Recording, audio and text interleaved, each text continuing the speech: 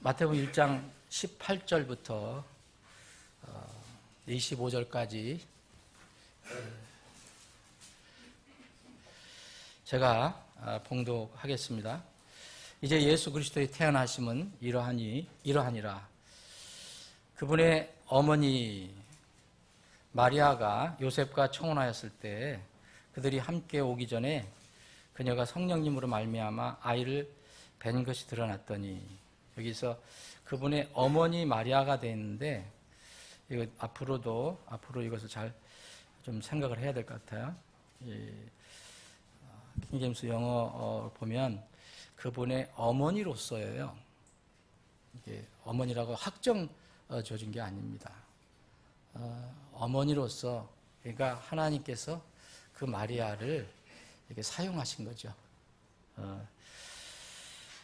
19절입니다. 그때 그녀의 남편 요셉은 의로운 사람이므로 그녀를 공개적인 본보기로 삼기를 원치 아니하여 은밀히 그녀를 버리려고 마음먹었으나 그가 이 일들을 생각할 때에 보라, 주의 천사가 꿈에 그에게 나타나 이르되, 너 다윗의 자손 요셉아, 내 아내 마리아 데려오기를 두려워하지 말라. 그녀 안에 수태된 이는 성령님으로 말미암았느니라. 그녀가 아들을 낳으려니 너는 그의 이름을 예수라 하라. 이는 그가 자기 백성을 그들의 죄들에서 구원할 것이기 때문이라 하니라. 이제 이 모든 일이 일어난 것은 주에 관하여 대언자를 통해 말씀하신 것을 성취하려 하심이라. 이르시되, 보라, 23절은 함께 읽겠습니다. 23절부터 25절까지 세 절 함께 읽겠습니다. 여러분 뜻 생각하시면서, 보라, 처녀가 아이를 베어 아들을 낳을 것이요 그들이 그의 이름을 임마누엘이라 하리라 하셨으니, 이것을 번역하면 우리와 함께 계시는 하나님이라는 뜻이라.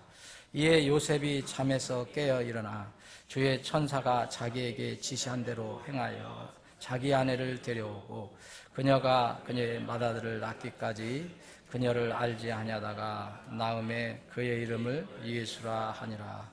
23절 제가 다시 한번 읽겠습니다. 보라, 처녀가 아이를 베어 아들을 낳을 것이요 그들이 그의 이름을 임마누엘이라 하리라 하셨으니, 이것을 번역하면 우리와 함께 계시는 하나님이라는 뜻이라.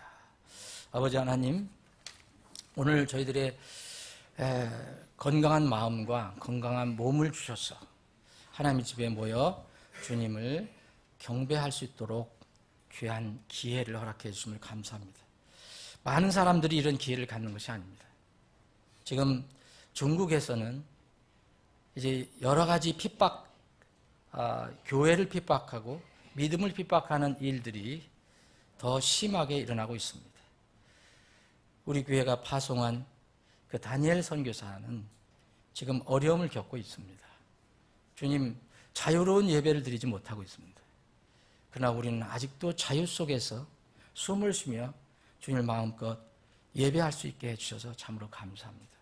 오늘 이 감사함을 마음에 품고 주님을 예배하면서 주님께서 주신 생명의 양식을 나누기를 원합니다. 주님, 필요한 양식 저희들에게 모두 골고루 나누어 주시옵소서. 거룩하신 예수님의 이름으로 기도합나이다. 아멘.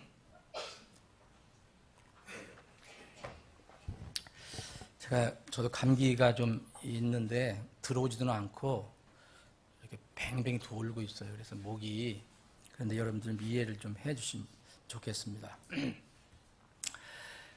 지금 기도 중에 갑자기 생각이 나는데 다니엘 선교사한테 연락이 왔는데요. 좀 너무 심하게 이제 지금 그 정부가 심하게 지금 핍박을 하고 있어요. 옛날 문화혁명 때를 연상할 수 있다고 얘기를 하더라고요. 그래서 지금 교회에다 여러분들 교회를 부수는 거 여러분들 보셨죠? 어느 교회, 지하교회 이렇게 찾아서 이렇게 핍박하고 내쫓고 완전히 폐쇄시키고. 근데 지금 이제 연변 지역에도 중국 정부가 정식으로 이렇게 요구를 한답니다. 뭐하냐, 교회에서 예배 드릴 때 선서를 하라. 맹세를 해라. 무슨 맹세냐? 중국 정부에 충성을 하겠다는 맹세를 하라고 그러는데요. 그래서 지금 이거 어떻게 해야 됩니까? 그렇게 연락이 왔어요. 그리고 오송훈기를 이 단에다가 세워라. 붙이라라고. 여러분, 이런 상황이 지금 바로 가까운 곳에서 일어나고 있습니다. 우리의 믿음이 날마다 자유로운 것은 아닐 거예요. 우리는 늘 주님을 기쁘게 자유롭게 예배하고 싶지만 우리가 살아가는 환경은 언제 어떻게 바뀔지 모릅니다. 성경은 분명히 대언하고 있습니다. 예언하고 있습니다. 그렇게 자유롭게 하나님을 예배드리지 못할 때가 올 것이다. 그때가 오기 전에 우리는 공중의 주님을 만났으면 하는 것이 우리 소망이지만 모든 것은 하나님의 손에 있기 때문에 우리는 매일매일 신실하게 주어진 환경 속에서 환경에 이렇게 영향받지 말고 할 수 있는 일, 환경을 극복하면서 주님을 찬양하고 경배하는 일, 주님께서 맡겨주신 그 사명을 신실하게 감당하다가 나팔소리 나면 구름들 속으로 끌어올려져서 공중에서 주님 앞에 다 서기를 원하는 겁니다. 오늘 아침에 찬양대에서도 성탄에 관련된 이런 찬양을 드렸는데 이 영어권에서는 이미 굳어진 용어가 있어요. 크리스마스라는 겁니다.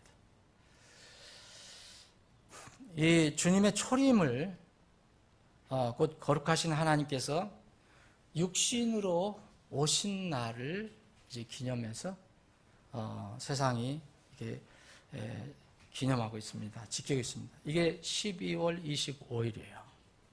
뭐 모르는 사람 아무도 없습니다. 근데 이게 12월 25일 여러분들 그 역사를 조금이라도 이렇게 살펴보면 12월 25일은 원래 기독교와는 그렇게 큰 관련이 없는 날입니다.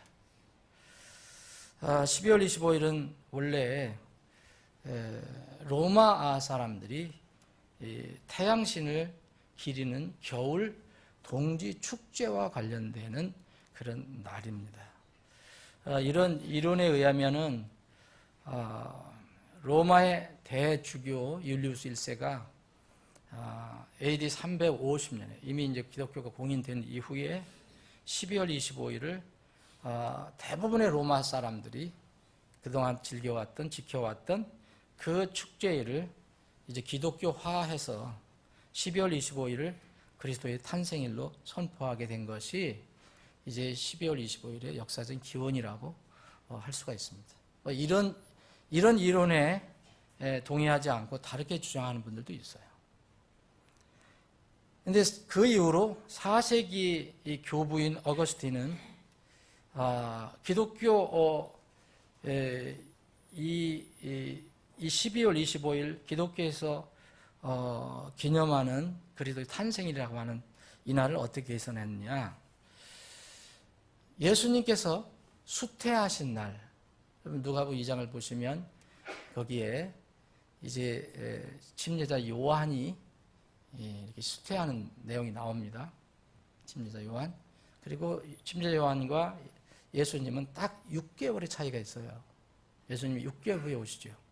그래서 이 3월 25일을 그리스도의 수태일로 이렇게 보고 어거스틴은 그래서 이 임신 기간 약 9개월 후 12월 25일을 그리스도의 탄생이라고 이렇게 주장한 내용이 있습니다. 어거스틴이. 그러나 이제 우리는 성경을 근거로 해야 되기 때문에 이날은 실제 예수 그리스도의 탄생일이라고 보기는 어렵습니다.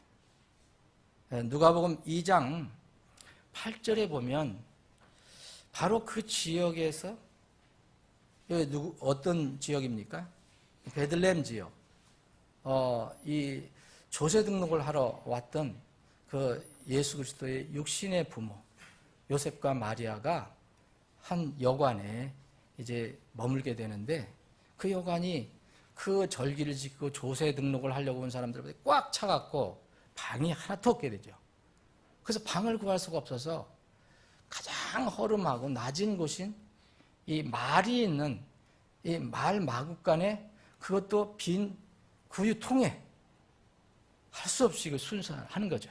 아기를 낳게 되는 거죠. 이게 바로 우리 예수 그리스도가 이 땅에 오신 그런 기록입니다.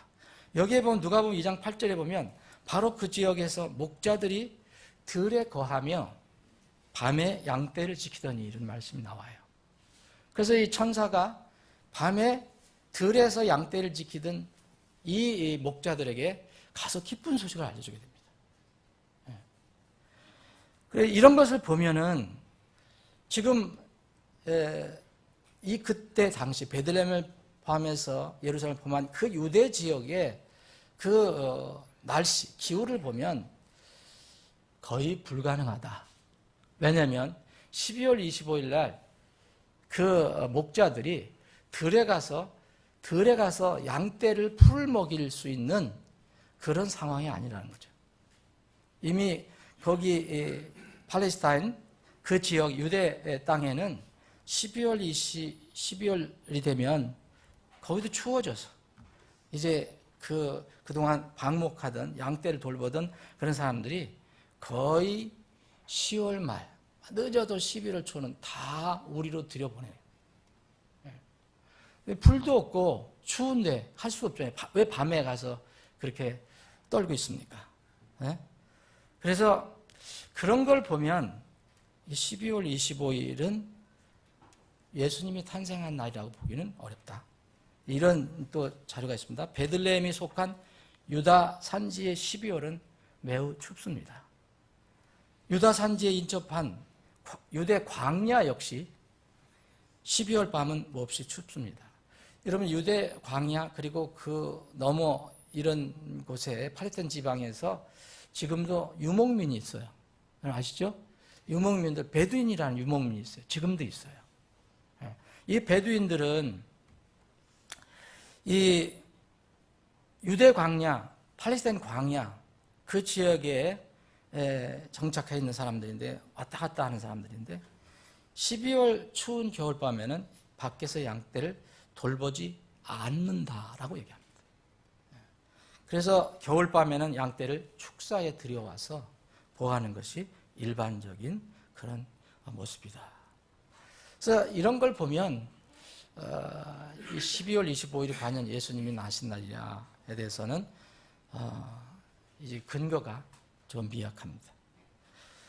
그리고 우리가 특별한 날을 중요시해야 될 필요가 없는 것이 뭐냐면 현재 동방정교회, 그리스 정교회, 러시아 정교회, 정교회가 있잖아요. 정교회. 이 정교회는 12월 25일 날 지키지 않습니다. 항상 새 1월 7일 날 지킵니다. 그래서 그 사이에도 지키는 데도 있어요. 그래서 성경은 이 날짜에 대해서 분명하게 밝혀 놓지를 않습니다. 아무리 찾아봐도. 이게 추측은 할 수 있지만 성경은 어떤 특별한 날, 생일이 중요한 것이 아니라고 성경은 얘기하잖아요. 생일이란 것은 우리 인간의 생일은 하나님께서 나를 이 땅에 생명으로 보내주셨다는 그 감사하는 시간이지 그 생일이 전부가 아니거든요. 사실은 우리가 거듭나서 하늘에 이름이 기록되는 것이 정말 더 중요합니다. 거듭나는 생일이 중요합니다. 그런데 이러한 때에 이상한 것이 있어요.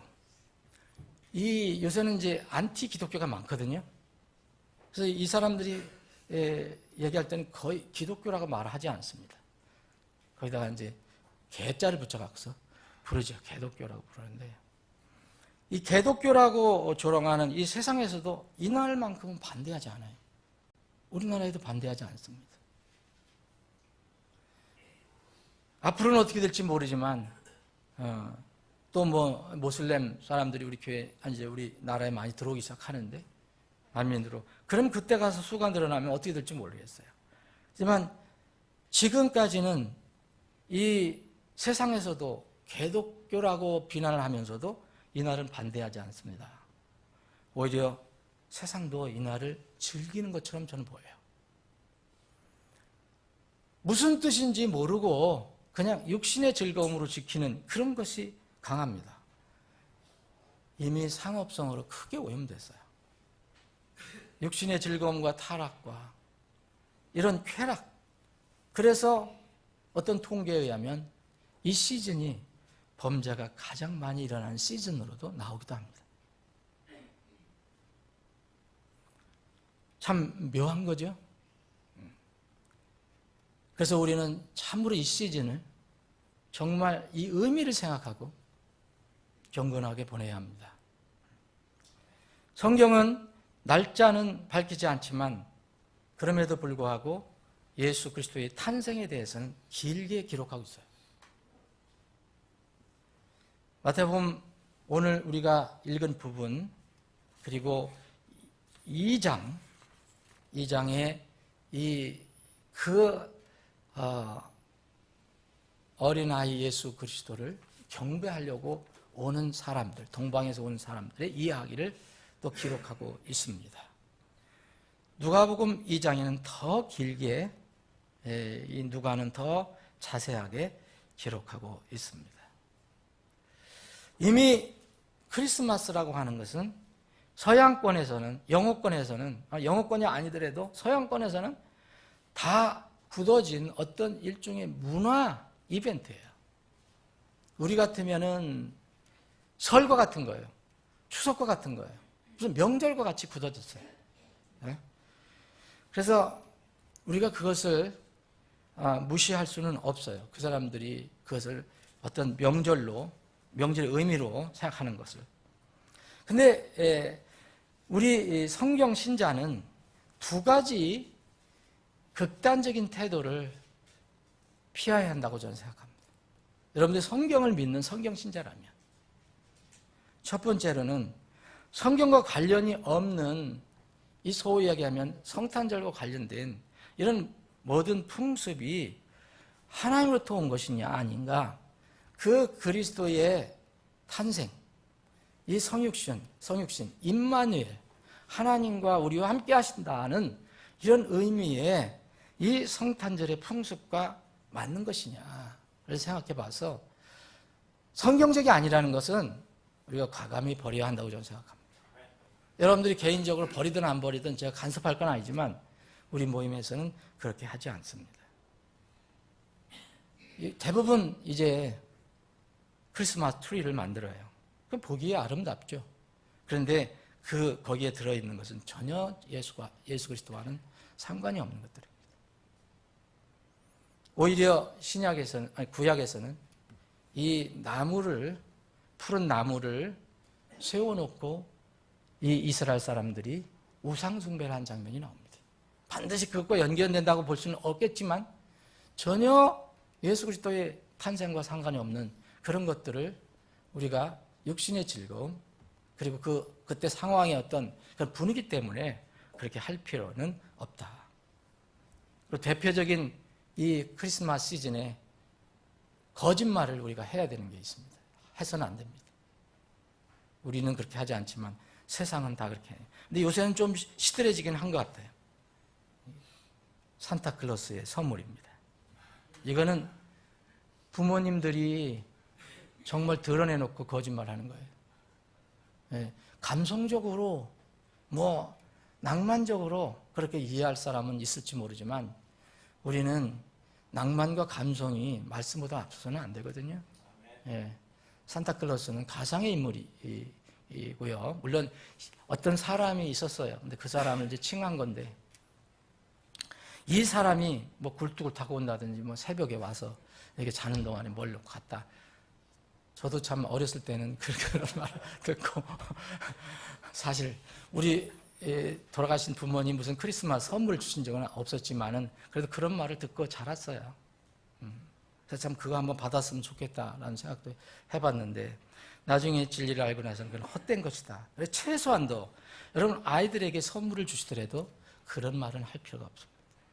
부모가 거짓말을 하면 안 돼요. 그냥 선물을 사랑해서 준다라고 얘기하면 되는 거죠. 그리고 여기 마태복음 2장에 이제 동방박사 세 사람이 나오는데 이것도 오늘 제가 자세히 설명을 못 드리겠지만 동쪽으로부터 온 지혜자들인데 3명이라는 보장이 없습니다. 절대 3명이라는 보장이 없어요. 여기 이제 예물이 황금과 유향과 모략이라고 그러니까 이게 3사람이라고 생각한 건데 절대 그게 아닙니다. 이 사람들은 상당수가 왔어요. 동쪽에서 3사람이 아닙니다.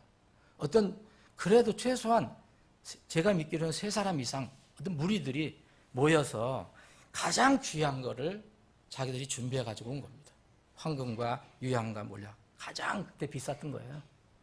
이거를 이제 주님께 이제 드리는 건데 이런 것들은 우리가 성경적이 아닌 것이라면 그렇게 정리하고 버릴 필요가 있습니다. 그런데 또 하나 우리가 주의해야 될 것은 제가 초창기 제가 사역을 시작할 때부터 말씀드린 거예요. 반작용으로 이런 것들이 성경적이 아닌 것들이 많이 들어와 있다 해서 아예 성경이 자세히 밝히는 성탄의 의미를 무시하는 사람들이 있어요. 그날 아주 그냥 완전히 무시하고 지내는 사람들이 있어요. 여러분, 날짜가 그날이 아니라고 해서 성탄 자체를 부인하면 예수님께서 임마누엘 하신 곧 하나님께서 육체 안에 나타나신 놀라운 이 신비, 성경이 가르쳐주는 이 신비, 곧 기쁜 소식인 복음을 전하지도 못하고 나누지도 못하는 그런 딜레마에 빠지는 겁니다. 이런 우위에 빠지는 거예요.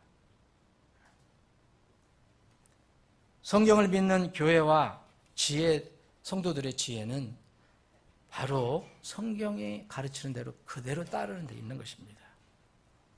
현재 이제 해교 국가들, 모슬렘 국가는 물론 당연히 이 크리스마스를 인정하지 않습니다. 공휴일이 아닙니다.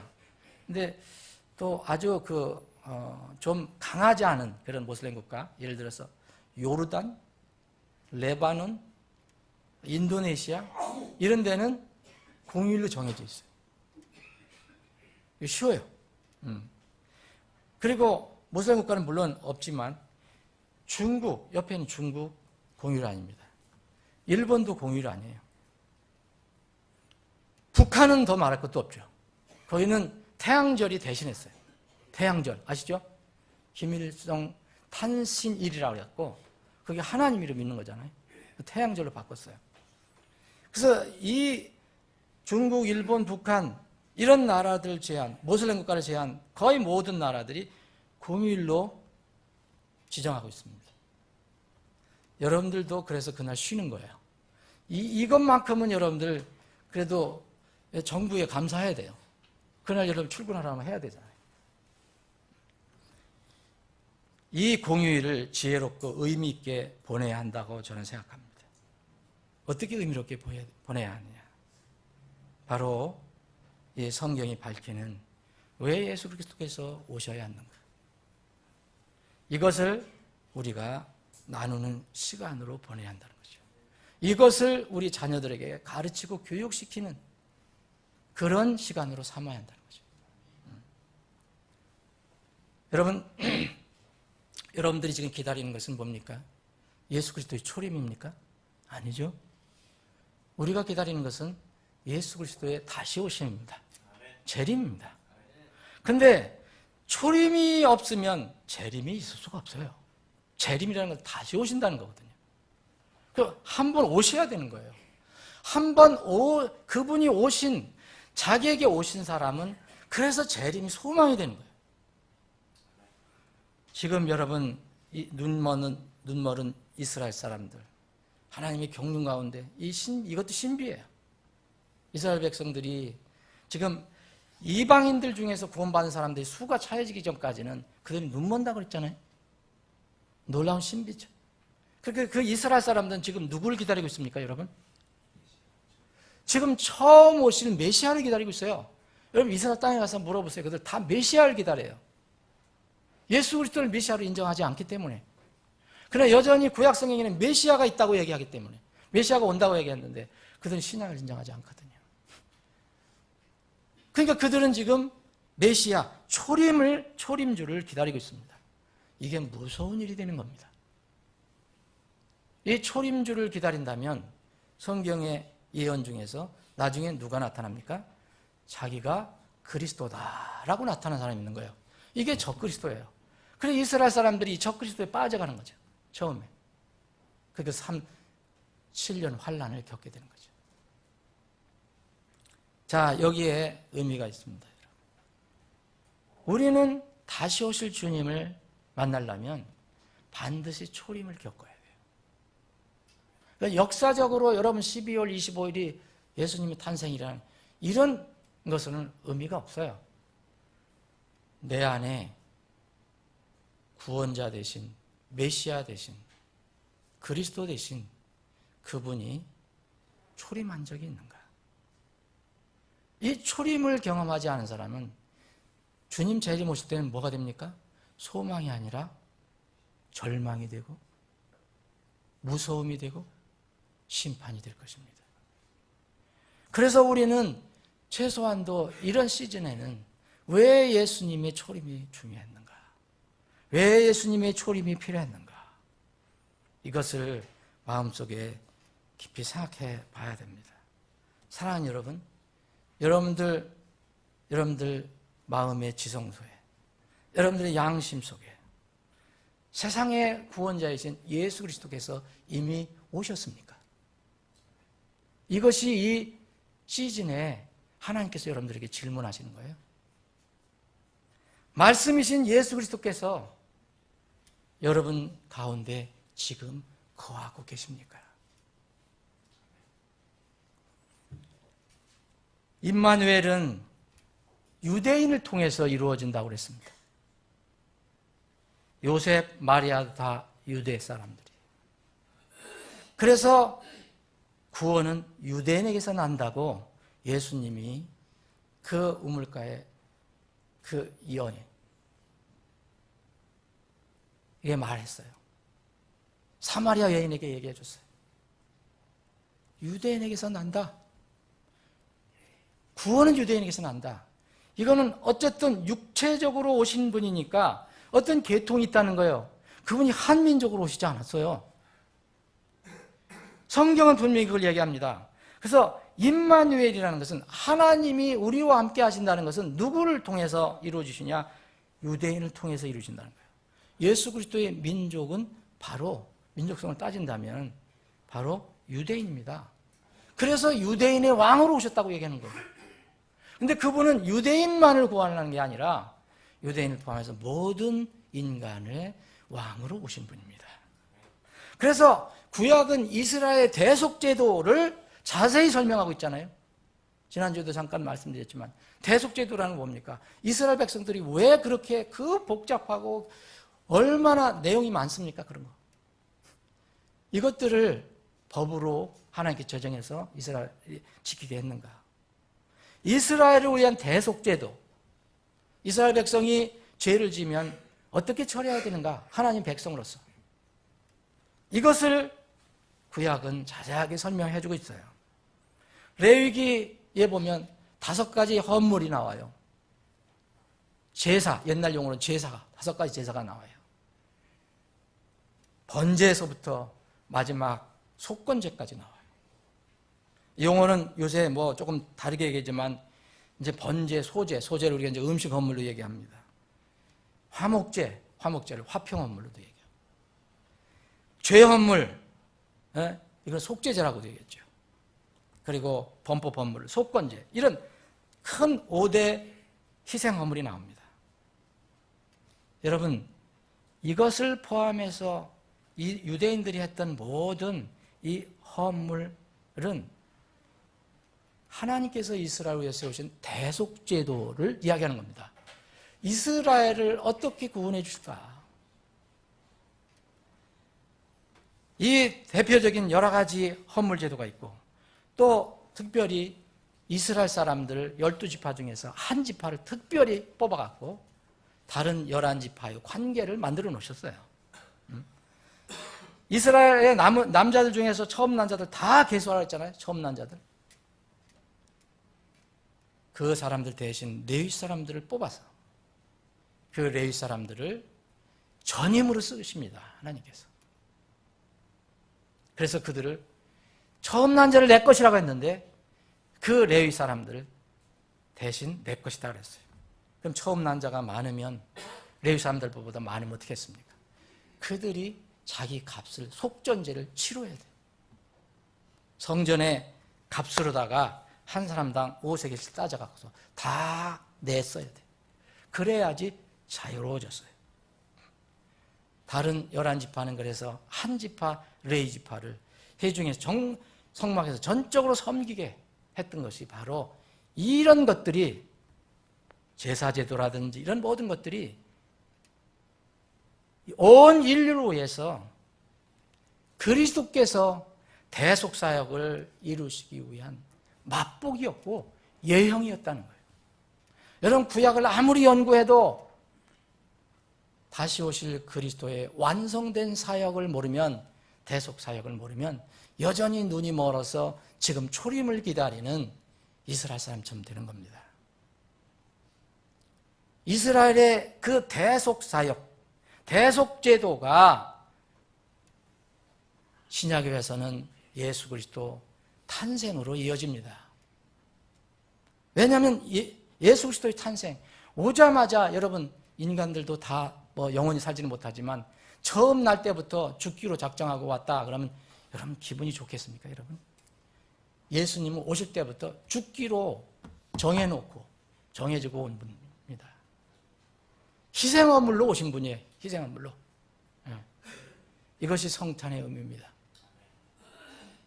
아버지 하나님께서 아들인 말씀, 태초부터 계셨던 그 말씀을 아버지께서 거하실 집으로 삼아서 육체로 오신 것이 바로 성탄입니다. 이것을 임마누엘이라고 하는 거죠. 하나님이 우리와 함께 계신다. 우리와 함께 계시는 하나님. 그것이 바로 오늘 1장 23절에 있는 바로 임마누엘이라는 것입니다. 임마누엘. 이미 이것은 예언이 되어 있었습니다. 예수님이 오시기 전 약 700년 전에 이사야 대언자가 하나님의 감동을 받아서 성령으로 기록을 한 것, 영감으로 기록한 이사야서 9장 6절로 7절에 이런 말씀이 있습니다. 이는 한 아이가 우리에게 태어났고, 이 아이가 도대체 누굽니까? 한 아이가 우리에게 태어났고 한 아들을 우리에게 주셨는데 이 아들이 누굽니까? 이스라엘 백성들이 얘기했던 온전한 수컷 양, 그것만 하나님께 번제한물로 드리라고 말씀하셨잖아요. 이 한 아들을 우리에게 주셨는데 그의 어깨에는 정권이 있고 정권이 놓이고 그의 이름은 놀라우시니, 영어로 원더풀, 그리고 계획자, 카운슬러, 그리고 강하신 하나님. 아이가 태어날 것인데 이 아이가 바로 놀라우신이고 계획자이시고 강하신 하나님이라는 거예요. 그리고 정권이 놓인다, 그 어깨에. 정권이라는 것은 여러분 성경을 보시면 뭐냐면 지금 흔히 쓰는 정부라는 뜻이에요. 가버먼트. 무슨 정권 그러잖아요. 무슨 정부. 그 정부가 놓인다는 거죠. 그리고 영존하는 아버지란 그 말씀도 있습니다. 그리고 평화의 통치자. 이게 바로 그 아이에게 주어진 명칭입니다. 그의 정권, 그의 정부는 그의 정권과 화평이 번창하여 끝이 없으며 그가 다윗의 왕자와 그의 왕국 위에 군림하여 그것을 정비하고 이제로부터 영원토록 공의와 정의로 그것을 굳게 세우리라. 만군의 주에 열심히 이것을 이루리라. 예수 그리스도께서 탄생하신 것은 사람들의 대속사역을 완성하시고 다시 오셔서 이 세상을 다스리기 위해서, 곧 정권을 가지시고 다스리기 위해서 오시는 겁니다. 그 정권은 그리스도의 왕국이라고 합니다. 그리스도의 왕국은 절대로 무너지지 않는다고 그랬어요. 이 세상이 다 왕국이 무너집니다. 이 왕국이 다 그리스도의 왕국으로 흡수가 됩니다. 그래서 이 어린아이라고 얘기했던 이 아이의 어깨에는 정권이 놓였다 하는 것은 예수 그리스도의 정부는 절대 바뀌지 않습니다. 한번 세워지면 그것이 재림 예수가 세울 천년 왕국 때의 그리스도의 왕국입니다. 이것이 성육신이라는 것입니다. 태초부터 계신 말씀 하나님이 죄인 인간을 구원하기 위해서 그리스도가 되어서, 그리스도라는 것은 기름 부음 받은 자, 곧 하나님 아버지께서 임명을 한 사람이라는 거죠. 그리스도가 되어 인간의 몸으로 세상에 태어난 것이 바로 성육신이라고 하는 겁니다. 그래서 임마누엘입니다. 그게 성탄입니다. 예수님의 그 근원은 뭡니까? 요한복음 1장 1절에 처음에 태초에 말씀이 계셨고 그 말씀이 하나님과 함께 계셨습니다. 그 말씀은 하나님이셨더라. 상고부터 계셨던 분, 영원전부터 영원 후까지 계실 그분이 우리 머리는 다 이해하지 못하지만 하나님의 대속 계획에 따라서 우리 육신의 몸을 입고 오신 것이 바로 이것이 임마누엘입니다. 이것이 바로 성탄입니다. 이것이 바로 성육신입니다. 요한복음 1장 14절에 말씀이 육신이 되어 우리 가운데 거하심에 우리가 그분의 영광을 보니 아버지의 독생하신 분의 영광, 은혜와 진리가 충만하더라. 말씀이 육신 가운데 거하시는 것. 여러분, 구원받기 전 이런 대속의 은혜를 알기 전에는 우리는 어떤 존재였습니까? 사는 것 같지만 아무것도 모른 채 죄 때문에 죽어 있었던 존재였어요. 그죠? 또 죄 때문에 포로로 끌려가서 타국에서 감옥 생활하는 수치스러운 노예와 같은 존재. 그 노예 수용소에서, 죄인의 형무소에서 감방에 간수가 있었는데 그 간수는 바로 사탄이었습니다. 공중권세를 잡은 자. 그래서 우리는 그 밑에서 허덕이고 살았어요. 세상 사람들 그걸 자기 영적인 신분을 몰라서 그렇지. 그게 바로 구원받지 못한 사람들의 영적 상태입니다. 그 노예 수용소에 있는 죄인들을 누가 건져줄 수 있습니까? 스스로 나올 수 있습니까? 불가능합니다. 다른 조력자들이 도운 사람들이, 가족들이 끌어낼 수 있습니까? 불가능합니다. 하늘의 천사도 불가능하다고 했습니다. 이유는 이것은 죄의 문제이기 때문에 그럽니다. 단순한 어떤 물리적인 능력 차원이 아니에요. 그런 차원이라면 천사가 얼마든지 꺼내놨을 것입니다. 천사도 사람의 죄 문제는 해결할 수 있는 능력이 없습니다. 오직 창조주 하나님만 하실 수 있어요. 하나님은 공의로우신 분이시기 때문에 죄와 불의는 반드시 그 대가를 치러야 한다고 말씀하십니다. 공의 진노가 있습니다. 의로운 진노입니다. 이 공의의 진노는 용서할 수가 없습니다. 거룩한 진리가 있습니다. 거룩한 진리는 덮고 적당히 지나갈 수가 없습니다. 그래서 죄의 빛은 반드시 갚아져야 합니다. 죄인의 영혼은 죽어야 하고, 그래서 그 죄값으로 영원한 사망의 고통에서 신음해야 하는 겁니다. 그러나 세상이 기뻐해야 될 이유가, 기쁜 소식이 있다 하는 것이 바로 이 공의의 하나님께서, 거룩한 하나님께서 동시에 하나님은 사랑이시라는 것입니다. 그래서 이 사랑의 하나님은 죄인을 긍휼히 여기실 수 있는 분이죠. 그 죄의 대가를 처리해 주시기 위해서 스스로 하나님이 우리의 육신을 입고 이 땅에 오신 것입니다. 그래서 그분은 죽기 위해서 오셨습니다. 죽기 위해서 오셨는데 근본적인 목적은 이겁니다. 오늘 1장 21절에 있는 것처럼 그녀가 아들을 낳으리니, 아직 낳지 않았습니다. 이제 곧 이제 순산을 해야 됩니다. 출산해야 됩니다. 너는 그의 이름을 예수라 하라. 이는 그가 자기 백성을 그들의 죄에서 구원할 것이기 때문이라. 이분만이 백성의 죄 문제를 해결할 수 있습니다. 여러분, 죄의 싹은 사망이라는 하나님의 절대적인 진리가 있습니다. 철칙. 그래서 그분은 죽어야 합니다. 대신 우리의 죄를 짊어지시고 죽으신 겁니다. 이것이 하나님께서 준비하신 바로 성탄의 의미예요. 죄의 삭은 사망이나 하나님의 선물은 예수 그리스도 우리 주 안에 있는 영원한 생명이라. 로마서 6장 23절의 말씀입니다. 사람은 누구나 구원받기 전에는 죄와 사망의 법에 갇혀 있습니다. 형무소에 수감된 죄인들입니다. 어떻게 나올 수 있습니까? 거기서 죄와 사망의 법은 오직 한 법밖에 이길 수가 없습니다. 그 법은 생명의 성령의 법입니다. 로마서 8장 1절부터 2절에 보면 이는 그리스도 예수님 안에 있는 생명의 성령의 법이 죄와 사망의 법에서 나를 해방시켰기 때문이라 했어요. 바울 사도는 이 놀라운 신비를 깨닫고 믿고 이렇게 외친 것입니다.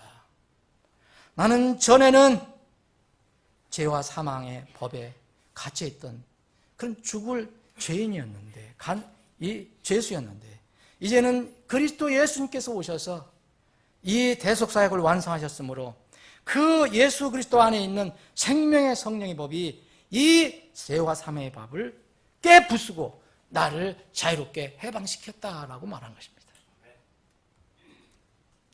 호세아서 13장 14절에 보면 내가 그들을 무덤의 권세에서 속량하여 사망으로부터 구속하리니, 이런 말씀이 이미 예언이 되어 있습니다.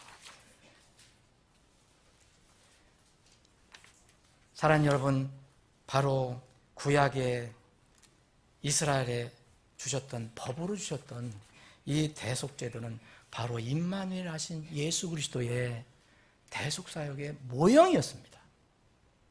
그 모형은 참 실체가 와서 다 이루셨습니다. 참 실체이신 예수 그리스도께서 세상의 죄를 지시고 죽으시고 또 묻히셨다가 3일 만에 부활해서 대속사역을 완성시켜 놓으신 것입니다. 이제는 그분께서 모든 것을 완성하시고 때가 돼서 이제 하늘에 오르셨습니다. 하늘에 오르시고 이제는 다시 오실 때를 기다리고 계신 겁니다. 우리는 지금 다시 오실 주님을 기다립니다. 이 사이에, 초림과 재림 사이에 주님께서는 무슨 일을 해주셨는가? 올라가시면서 이런 얘기를 하셨어요. 내가 너희들에게 내 대신 성령을 보내겠다. 이 성령께서 내가 다시 오기까지 이 땅에서, 이 세상에서 하시는 일이 있다. 그 일이 뭐냐? 그 일이 바로 세상을 깨우치는 일이다. 그 세상을 꾸짖는 일이다. 요한복음 16장 한 장 보겠습니다. 요한복음 16장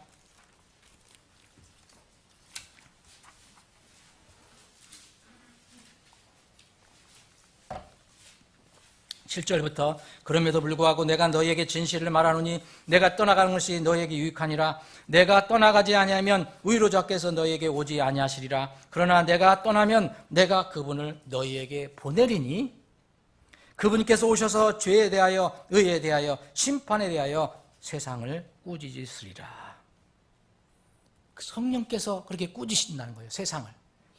자, 죄, 의, 심판, 이 세 가지에 관해서. 죄는 뭡니까? 죄에 대하라면 그들이 나를 믿지 아니하기 때문에. 가장 궁극적인 죄는 하나님께서 준비하신 이 선물, 성탄절의 가장 큰 선물 임마누엘을 믿지 않는 것입니다. 이것은 믿지 않는 것은 어떤 방법으로도 해결할 수가 없습니다. 다른 죄는 용서받을 수 있어도 이 죄는 용서받을 수가 없습니다.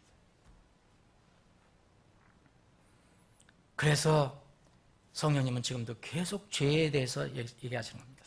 의에 대하여, 심판에 대하여 사역하시기 전에 반드시 먼저 와야 되는 것이 죄예요.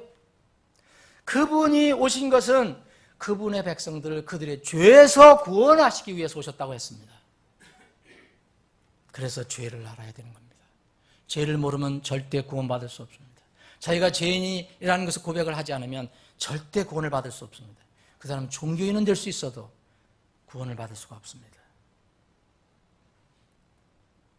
의라는 것은 뭡니까? 세상은 그리스도를 죄인으로 십자가에 못 박았지만 그리스도는 하나님의 의이십니다. 그분께서 의이시기 때문에 더 이상 무덤에 계실 수가 없어요. 하나님의 의이신 무덤에 계실 수 없어요. 그래서 하나님 아버지께서 예수 그리스도를 의로운 분이시라는 것을 보증하시기 위해서 그분을 죽은 자들 가운데서 부활시키신 것입니다. 그래서 땅을 떠나서 하나님 아버지가 계신 하늘 왕국으로 올라가신 것이에요. 그래서 여기에 대해서 의에 대해서라는 대하여라 함은 내가 아버지께로 가니 너희가 다시 나를 보지 못하기 때문이요 그랬습니다. 이것을 세상에서, 지금 세상에서 성령님은 의에 대해서 선포를 하는 거예요. 여러분, 무슨 사람들이 거룩하고 좋은 일을 하고 의롭다, 그게 의가 아니에요. 하나님께서 예수 그리스도를 통해서 이루신 모든 것들, 그분이 승천하시고 다시 오실 것, 이런 것들이 바로 의라는 것입니다. 이 의를 받아들이지 못하는 사람은 하나님 심판을 면할 수가 없습니다. 그래서 세 번째는 심판이 오는 겁니다. 이 세상의 통치자는 사단입니다. 사단은 이미 십자가에서 주님께서 대속을 위해 죽으셨을 때 이미 심판을 받았다라고 성경은 이야기하고 있습니다. 히브리서 2장 14절에 보면 그런즉 자녀들은 살과 피에 참여한 자들이므로 그분도 마찬가지로 같은 것의 일부를 취하였으니 이것은 그분께서 죽음을 통해 죽음의 권능을 가진 자 곧 마귀를 멸망시키시고 멸하시고 또 죽음을 두려워하여 평생도록 속박에 얽어매진 자들을 건져내려 하심이라. 우리가 그래서 이 자유를, 해방을 얻은 것입니다. 전에 우리가 구원받지 못했을 때는 죽음이 두려웠잖아요.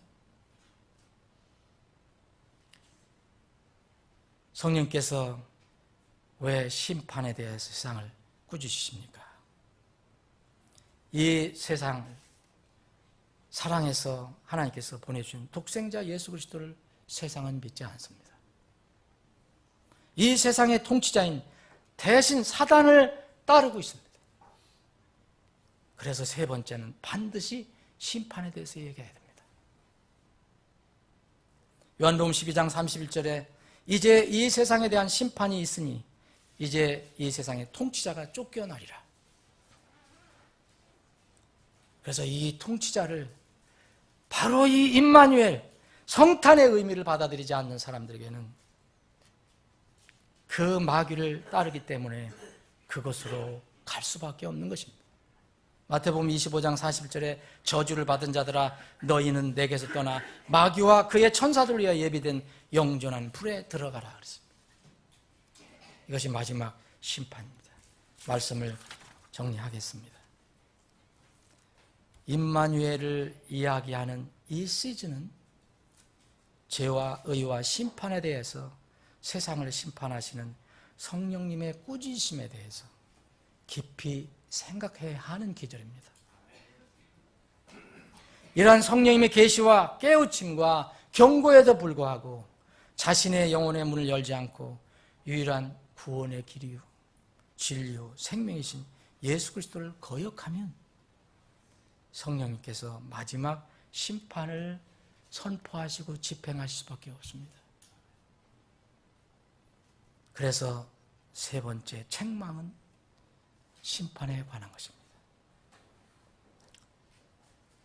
사랑하는 여러분, 여러분들은 주님께서 승천하시고 보내주신 성령님께서 꾸짖음을 받고 그분께서 꾸짖으실 때 그것을 받아들이고 하나님 앞으로 되돌아간 회개한 적이 있습니까?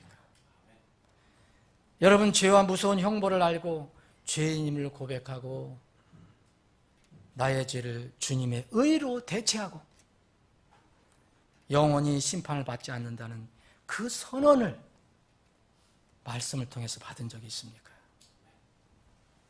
그러므로 이제 그리스도 예수 안에 있는 자들에겐 정죄함이 없나니 그들은 육신을 따라 걷지 아니하고 성령을 따라 걷느니라. 사랑하는 여러분, 저는 여러분들 모두가 한 사람도 빠짐없이 감사하게 그리고 당당하게 로마서 8장 2절에 바울사도의 고백이 우리 모두의 고백이 되기를 바랍니다. 이는 그리스도 예수님 안에 있는 생명의 성령의 법이 죄와 사망의 법에서 나를 해방시켰기 때문이라. 반드시 이 시즌에 구원받아야 할 사람 구원받아야 합니다. 날마다 구원의 기회가 주어지는 것은 아니기 때문입니다. 여러분들은 그것을 위해서 전도 선교의 소명으로 부르심을 받은 겁니다. 그것이 우리 교회에 하는 일입니다. 기도하시겠습니다. 아버지 하나님, 벌써 한 해가 저물어가고 있습니다. 시위를 떠난 화살처럼, 발사대를 떠난 미사일처럼 정말 눈 깜짝할 사이에 2018년이 거의 지나가고 있습니다. 주님, 이 빠르게 지난 세월 속에서도 마지막으로 저희들이 한 해를 보내면서 성탄의 의미, 왜 예수님께서 오셨는가, 임마누엘 하셨는가를 다시 한번 생각해 볼 수 있는 기회를 주셔서 감사합니다. 이제는 초림주를 저희들은 기다리지 않습니다. 다시 오실 주님을 저희들은 간절히 소망하고 있습니다.